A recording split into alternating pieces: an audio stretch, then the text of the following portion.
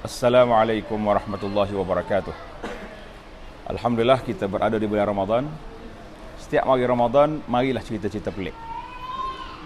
Di antara cerita pelik yang ditularkan untuk kita bincangkan pada kali ini iaitulah sebuah hadis yang dikeluarkan oleh Syekh Nu'aim bin Hamad dengan sanadnya bahawa akan berlaku suatu suara tempikan pada setengah Ramadan. Iaitulah berlaku pada setengah Ramadan malam Jumaat. Jadi bila berlaku ini akan berlakulah huru-hara, berlakulah pertumpahan darah, macam-macam lagi cerita sebagaimana yang ditularkan itu. Jadi cerita nak suruh orang sedar, nak suruh orang tahu takut pada Allah Ta'ala ni, banyak ayat-ayat Quran, banyak hadis-hadis yang sahih yang sudah ada. Tapi masyarakat ni suka juga cari benda-benda yang pelik.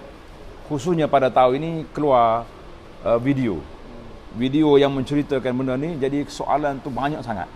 Ana sendiri pun dalam telefon ni orang panggil sombak mari soalan tentang tajuk ni.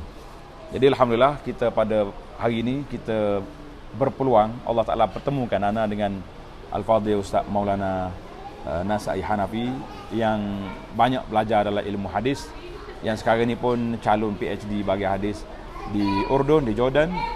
Kita doakan supaya dia cepat tamat pengajiannya dan cepat balik ke Malaysia untuk khidmat pada kita. Jadi Maulana ana minta penjelasan lah mengenai hadis ni sebab ramai orang tanya. Jadi kita jelaskan.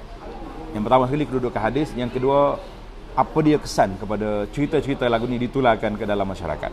Falyatafaddal mashkuran.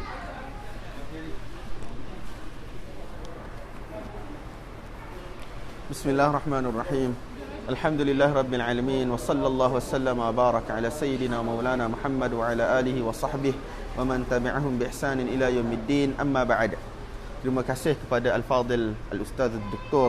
Datuk Abdul Basit di atas sangka baik dia pada saya. Wallahi ini merupakan satu syaraf, satu kemuliaan untuk dapat duduk bersama dengan orang alim di bumi yang barakah ni.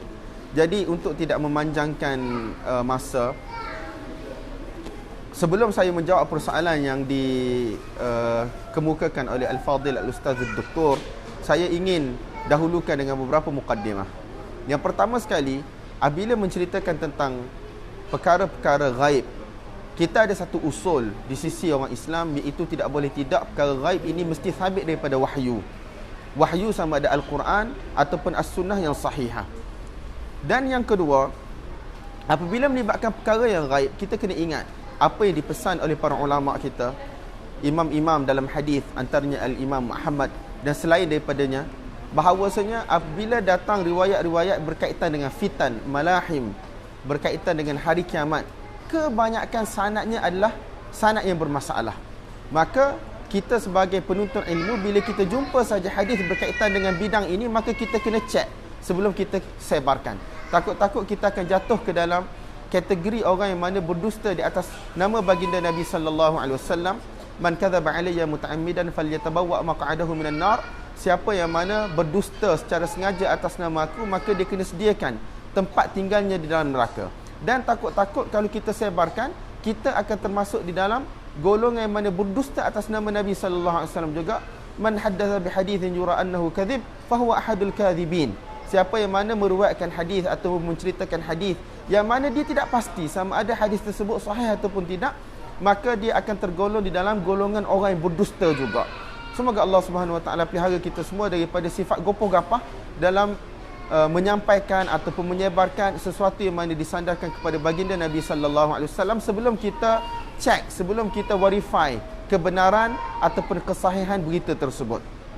Berbalik kepada soalan, hadis ni merupakan satu hadis yang mana telah dikenali sejak zaman dahulu lagi. Nu'aim Ibn Hamad adalah syekh kepada Imam Bukhari rahmatullahi alaih. Dan ada satu kitab yang mana dinisbahkan kepada beliau yang dinamakan sebagai Al-Fitan, tetapi kebanyakan hadis yang ada di dalam kitab tersebut adalah hadis yang lemah.